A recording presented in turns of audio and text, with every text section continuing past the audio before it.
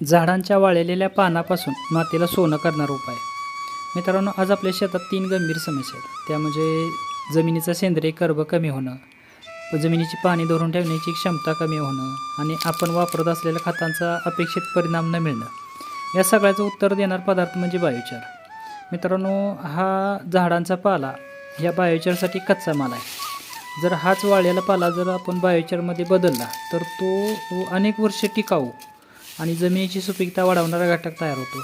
आपल्या शेतात किंवा आपल्या परिसरात आजूबाजूला आपल्याला झाडांचा वाळलेला पाला भरपूर आहे, तो आपण जाळूनच टाकतो. तो तसाच न जाळण्यापेक्षा त्याच्यापासून आपण जर टिकाऊ कार्बन तयार केला तर आपल्या जमिनीसाठी ती खूप चांगला आहे. आपली माती भुसभुशीत करणारं, त्यात आणखीन खनिज द्रव्ये पण असतात. तर हा सहज उपलब्ध होणारा कच्च्या मालापासून जर आपण हजारो वर्ष टिकाऊ जर कार्बन बनवला तर आपल्या जमिनीसाठी खूप फायद्याचं आहे. कसा बनवायचा त्या चॅनलवर जाऊन सविस्तर व्हिडिओ पहा. धन्यवाद.